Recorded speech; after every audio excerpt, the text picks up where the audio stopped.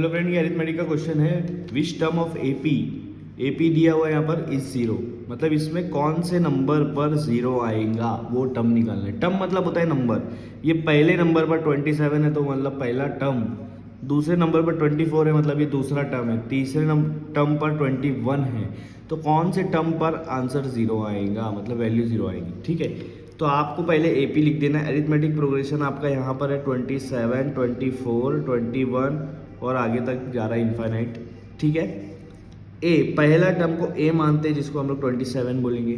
उसके बाद डी निकालेंगे। डी मतलब होता है बाद वाले में से पहले वाले को माइनस करो। 24 में से 27 माइनस करेंगे, आंसर आएगा -3। ठीक है, हमको चेक करना नहीं है अरिथमेटिक प्रोग्रेशन है या नहीं है, क्योंकि ये ऑलरेडी बोला है एपी है। ठीक है, तो डी भी निकल गया, ए भी निकल गया। अब उन्होंने बोला है वो टर्म निकालो जब आपका आंसर जीरो आ रहा है, तो आपका ए एन जीरो हो जाएगा। आपको नंबर पूछा है, नंबर पूछा, ये नहीं पूछा है कि आप ये नहीं पूछा है कि कितनावे नंबर पर, सॉरी, आपको ये नहीं पूछा है कि टर्म निकालो या 10th टर्म निकालो, 15 टर्म निकालो, ये नहीं पूछा है। उन्होंने वो टर्म दिया हुआ है, पूछा है कि ये टर्म कितने नंबर पर आता है, तो ए एन जीरो हो जाएगा। आया समझ में? ठीक है, अगर पूछा रहता कि 15th टर्म निकालो, मैं समझाने की बात कर रहा हूँ, समझ लो, 15 टर्म निकालो, तब आप बोलते कि n 15 दिया हुआ है और a 15 निकालना है, यहाँ पर a 15 निकालना होगा। लेकिन जब बोला है कि टर्म दिया हुआ है और नंबर निकालो, तो वहाँ पर n निकालना है, a n दिया हुआ है। ठीक है, तो अब देखो a n जीरो है। अब a n का फॉर्मूला ले लो, a plus n minus one D, A plus N minus one D.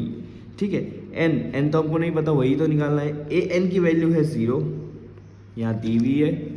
ठीक है, ए पहला वाला टर्म है उसका 27 प्लस एन तो हमको निकालना है, उसको वैसे का वैसे रखो। डी है मेरा -3।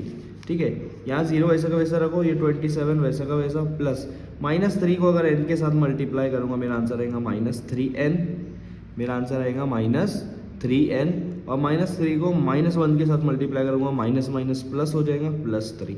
ये मैं ब्रैकेट में इसलिए लिख रहा हूँ, बाद में ये वैल्यू चेंज होती कि नहीं होती है देख लो। वैसे तो नहीं होंगी क्योंकि प्लस है ब्रैकेट के बाहर, माइनस होता तो वैल्यू चेंज हो जाती थी।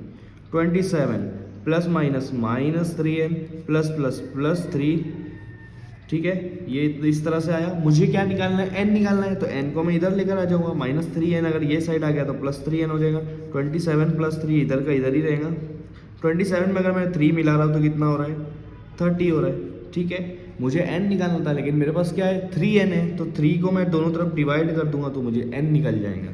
3 कैंसिल, यहाँ पर सिर्फ n बचा। यही मेरा एम था, मुझे n निकालना था। 3 के टेबल में 30 कब आता है? 10 पर आता है। मतलब ये ऐसा बता रहा है कि 10वें टर्म पर जो आंसर आएगा वो जीरो होगा।